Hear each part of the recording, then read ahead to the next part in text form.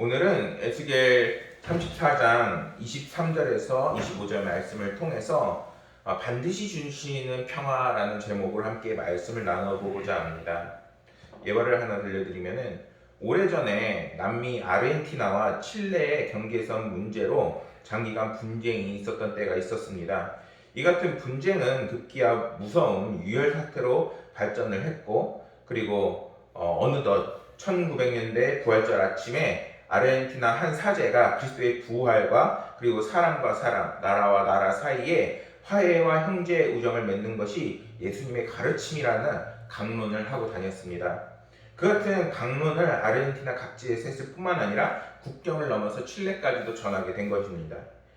그의 이 같은 노력에 의해서 두 나라가 화해하게 되어지고, 이제 무기가 필요 없게 되어지고, 이제 군함과 상선으로 개조되면서 무기를 만들던 공장은 공업학교가 되고, 그리고 세월이 흐르면서 두 국민 사이에는 신뢰가 생기고 대포를 녹여서 그리스도의 상을 만들기로 결정을 하게 되는 일이 벌어진 것입니다. 드디어 1904년 3월 13일에 동상이 제작되었고, 그것에 대해서 기념을 했습니다. 동상이 제작돼서 태양이 질 무렵에 두 국민이 무릎을 꿇고 하나님께 기도를 했다고 합니다.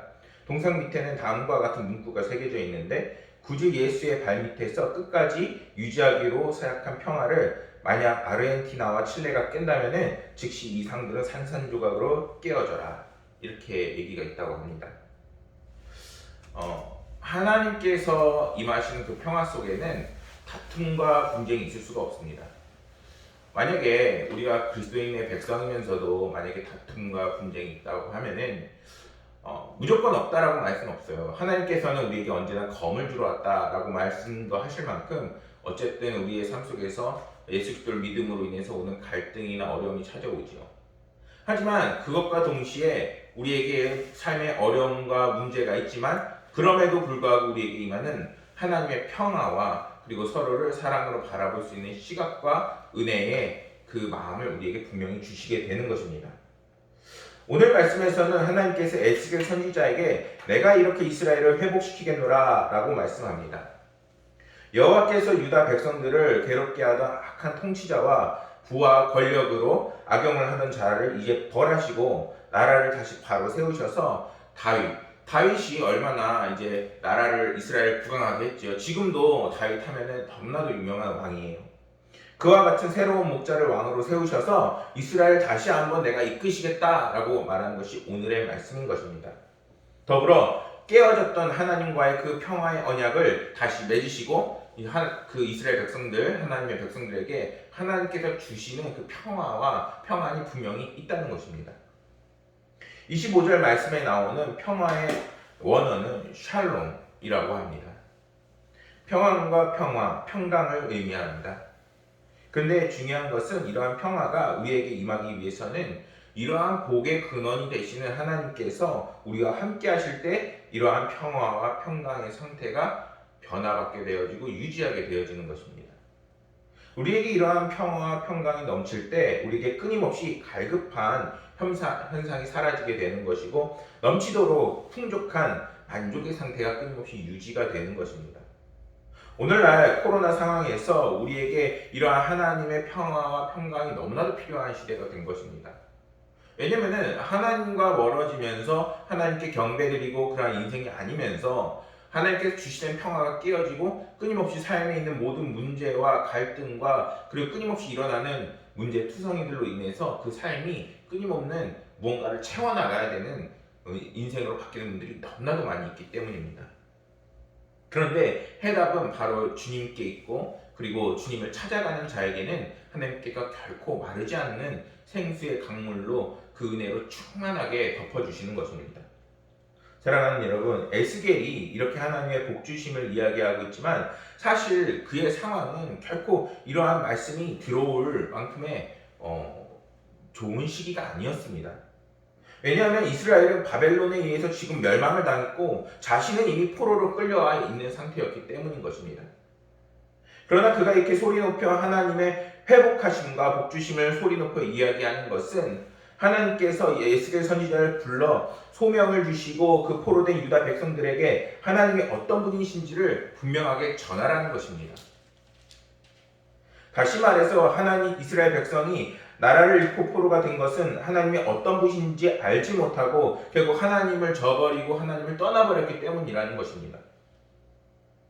오늘날에 우리에게 환란이 찾아오고 어려움을 겪는 데에는 환경적인 요인도 있지만 결국에는 하나님의 도우심과 보호하심을 받지 못하는 그 인생들이 되어버렸기 때문인 것입니다. 하나님의 영적인 세계와 진리를 모르고 그것에 대해서 관심을 두지 않게 되면 결국에는 하나님의 은혜와 하나님께서 주시는 복들을 충만하게 입을 수가 없게 되는 것입니다. 코로나 사태로 하나님을 섬기고 하나님을 경배하는 것이 약해지고 있는 오늘날 이 상황에서 하나님과 멀어지는 하나님의 백성들이 얼마나 영적인 환란을 겪는지는 우리가 눈을 감고도 생각해 볼 수 있게 되는 것입니다. 실제로 이스라엘 백성들은 자신들이 이방 사람들에게 결코 멸망당하지 않을 것이라고 확신에 차 있었습니다. 하나님의 지상 임재의 처소인 예루살렘이 우리 가운데 있기 때문에 결코 성소는 무너지지 않을 것이다 라고 그들은 믿고 확신했던 것이죠. 하지만 하나님의 택한 백성이라도 하나님 앞에 범죄를 하고 하나님의 도우심을 받지 못하면 결국에는 삶에 밀려오는 징계와 그리고 하나님께서 주시는 고난으로 인해서 결국 그 삶이 피폐해지고 어려워질 수밖에 없게 되는 것입니다. 하나님에 대한 무지가 결국 이스라엘 백성들이 나라를 잃어버리게 하고 결국 이방 민족의 포로가 되게 하는 것입니다. 오늘날 말로는 다 표현하지 못하지만 얼마나 많은 어려움이 우리 가운데 있습니까? 그럴 때일수록 우리가 이렇게 예배를 드리고 하나님의 백성임을 기억하면서 하나님을 의지하고 하나님께 경배드리는 삶을 살 수 있도록 우리가 우리의 삶을 더욱더 다잡아 나가야 하는 것입니다. 이런 사실을 깨우치기 위해 하나님께서는 에스겔 선지자를 통해서 이제 이 땅에는 택한 백성을 향해 내가 너의 하나님이라 라고 분명히 말씀하고 있는 것이 오늘의 말씀인 것입니다. 사랑하는 여러분, 하나님을 지금 신뢰하고 계신가요? 하나님을 믿고 계신가요?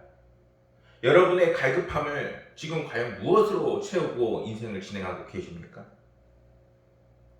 2차 세계대전이 막바지 이를 무렵에 연합군이 전쟁 부하들을 위해서 막스에서 제공하는 적당한 장소를 물색했습니다. 그런 동안 그들이 자라고 성장하기 시작했는데 그런데 막스의 장교들이 아이들이 밤에 거의 잠을 자지 못한다는 사실을 알고 너무나도 당황을 했다고 합니다. 왜 애들이 잠을 자지 못할까 이렇게 고민하면서 심리학자들에게 그 문제를 의뢰했다고 합니다. 그 심리학자들은 매일 밤 아이들이 잠자리 들 때 늘 침대 사이에 한 사람이 다니면서 아이들 손에 작은 빵 조각 하나를 쥐어주게 했다고 합니다. 매일 밤 빵 조각을 쥐는 일로써 하루를 마감하게 됐던 것이죠. 그랬더니 며칠이 안 돼서 그들이 밤새도록 깊은 잠을 잘 수 있는 놀라운 일이 벌어진 것입니다. 왜 이렇게 된 것일까요? 낮 동안 충분히 음식을 먹을 수 있었음에도 불구하고 그들은 내일 어떤 일이 일어날 것인가에 대한 염려 때문에 오늘 가진 것을 즐길 수가 없었던 것입니다. 자기 손에 빵 조각을 챙겨주고 쥐어주자 그들은 다음날 아침 돼서 식사 걱정을 하지 않고 평안했던 것입니다. 사랑하는 여러분, 하나님께서 우리에게 주시는 평안이 이렇게 중요하고 그리고 필요한 것입니다. 하나님께서 우리의 삶 가운데 들어오시게 되면은 그 환난이나 문제들은 분명히 하나하나씩 정리가 되어지고 설사 새로운 문제가 생긴다 할지라도 그 문제 앞에서 당당하게 맞설 수 있는 힘과 능력을 반드시 하나님께서 주시는 것이게 되는 겁니다. 아멘. 다시 우리에게 그냥 평안해라 아니면은 단순히 너에게 평안이 찾아올 것이라 이런 것이 아니라 하나님께서 주시는 평안은 근거 있는 그리고 힘과 능력이 있는 평안이라는 것입니다. 왜냐하면은 하나님 여호와는 정말 놀라운 우리까지도 창조하시고 이 세상 만물을 창조하신 위대하신 하나님이실 뿐만 아니라 오늘날에는 예수님을 보내시고 성령을 보내셔서 우리의 삶을 지금도 함께 하시고 주관하시는 놀라우신 하나님이시기 때문인 겁니다. 아멘. 민수기 6장 24절에서 26절에 놀라운 하나님의 축복의 말씀이 담겨 있습니다. 여호와는 내게 복을 주시고 너를 지키시기를 원하며 여호와는 그 얼굴을 내게로 향하여 비추사 은혜 베푸시기를 원하며 여호와는 그 얼굴을 내게로 향하여사 평강 주시기를 원하노라 할지니라. 아멘. 하나님의 복은 그분의 크신 사랑으로 온갖 모든 방면으로서 우리에게 더하여 주시는 크신 은혜가 이미 예비되어 있는 것입니다. 또한 하나님은 우리의 모든 상황 속에서 우리가 알지 못하는 방법으로 낮에는 낮의 해처럼 밤에는 밤의 달처럼 우리를 지키시고 도우시고 인도하시는 분이십니다. 그리고 그것은 우리가 예수 그리스도의 복음을 믿고 이제 그 복음으로 인해서 하나님께서 인도하심을 받는 삶을 끊임없이 살아나갈 때에 충만하게 임하게 되는 것입니다. 때문에 세상에서 돈이 최고다 또는 건강이 최고다라는 말이 있지만 만일 우리가 죽음을 앞에 눈앞에 둔다면 그것만으로는 우리의 삶이 얼마나 의미가 없었는지를 깨닫게 되는 것입니다. 그래서 우리는 순간순간 하나님의 임재를 경험해야 하고 그것을 붙잡으면서 살아나가야 하는 것입니다. 사랑하는 여러분, 하나님과 함께하는 삶을 살 때 진정한 평화, 샬롬이 찾아오게 되는 것을 믿으시길 소망합니다. 에베소서 2장 14절에 보면 이러한 말씀이 있습니다. 그는 우리에게 화평이신지라 둘로 하나를 만드사 원수된 것을 곧 중간에서 막힌 담을 자기 육체로 허시고 이렇게 말씀이 있습니다. 예수 그리스도께서 이 땅에 오셔서 이제는 하나님과 우리 사이에 막고 있는 커다란 벽이 이미 사라지는 것입니다. 너무나도 축복되고 그리고 하나님의 은혜 속에서 살아갈 수 있는 그 길이 열린 것입니다. 그런데 그것을 우리가 외면하고 관심이 없고 또는 그것을 믿지 못해서 결국에는 하나님과 멀어지는 삶을 살고 있는 것이 지금의 상황인 것입니다. 양이 목자의 인도를 받는 것은 양은 스스로 물도 스스로 찾기 힘든 우둔한 동물이기 때문인 것입니다. 만일 양을 홀로 남겨둔다면 분명히 그 갈 길을 알지 못해서 갈팡질팡하다가 날라 죽거나 아니면은 사나운 동물한테 물려 죽을 수도 있게 되는 것입니다. 그런데 그러한 상황이 우리 가운데서도 분명히 일어나게 된다는 것입니다. 사단은 호시탐탐 하나님의 백성들, 사람의 영혼들이 어디로 가든 하나님과 함께 가려는 그 인생들을 방해하고 우는 사자와 같이 잡아먹으려고 끊임없이 이 세상에서 활개치고 그리고 이 세상을 하나님과 단절시키려고 하고 있는 상황인 것입니다. 때문에 우리는 하나님께 우리의 삶의 목자가 되셔서 우리의 삶을 주관하시고 인도하심을 받게 해달라고 분명히 하나님을 붙잡는 인생이 되어야 되는 것입니다. 때문에 우리는 우리 주님께서 자기의 생명을 양들을 위해서 기꺼이 내어주신 분이심을 그 신뢰와 믿음을 끊임없이 기억해야 하는 것입니다. 뿐만 아니라 그분은 양들의 필요와 그리고 그의 어려움과 복지까지도 관심이 있으신 분이심을 분명하게 기억하길 소망합니다. 때문에 이제 신앙을 갖고 신앙을 넘어 매일매일 목자이신 주님과 영과 진리로서 인도함을 받는 생수의 강이 우리 가운데 흘러넘쳐야 할 텐데 빈들의 양들이 평화로이 거닐고 있는 그러한 삶으로 우리를 초대하심을 받는 우리의 삶들이 끊임없이 이어져야겠습니다. 상상해 보세요. 빈들의 양들이 이렇게 편안하게 그들이 무리를 지어서 돌아다니면서 풀을 뜯고 있다면 얼마나 보는 사람들조차도 평화롭겠습니까? 우리의 가운데 그러한 시원하고 풍요로운 그러한 하나님의 평화가 정말 주님께서 함께 하실 때에 든든함으로 목자가 옆에 있기 때문에 찾아오게 된다는 것입니다. 하나님을 의지할 때 바로 이러한 평화가 우리에게 약속되는 것임을 믿으시길 소망합니다. 요한복음 16장 33절에 이러한 말씀이 있습니다. 이것을 너희에게 이르는 것은 너희로 내 안에 평화를 누리게 하려 함이라. 세상에서 너희가 환난을 당하나 담대하라. 내가 세상을 이기었노라. 사랑하는 여러분, 두려워하지 마세요. 주님께서 이미 세상을 이기셨어요. 만약에 내가 지금 세상에서 끊임없이 문제가 일어나고 그 속에서 깨지고 환난을 당해도 내가 주님과 함께 한다면 반드시 그 모든 것이 합력하여 선을 이루고 하나님의 뜻이 이루어나가는 놀라운 기적의 역사를 반드시 맛보게 되는 것입니다. 때문에 하나님의 평화는 반드시 임하게 되는 것이죠. 우리가 하나님을 붙잡고 의지하기만 한다면. 말씀을 정리하겠습니다. 우리가 하나님을 찾고 의지해서 하나님께서 우리의 삶의 주관자가 되시기를 간절히 소망합니다. 우리의 삶에 전적으로 임하는 하나님의 은혜가 있을 때에 하나님께서는 여러분들의 삶을 반드시 위로하여 주시고 그 삶 속에 평화를 더하여 주시는데 그 평화는 그냥 평안이 아니라 샬롬, 하나님께서 주시는 끊임없고 넓은 들판과 또는 때론 파도 바다와 같이 끊임없이 시원하게 해주는 하나님의 놀라우신 평화인 것입니다.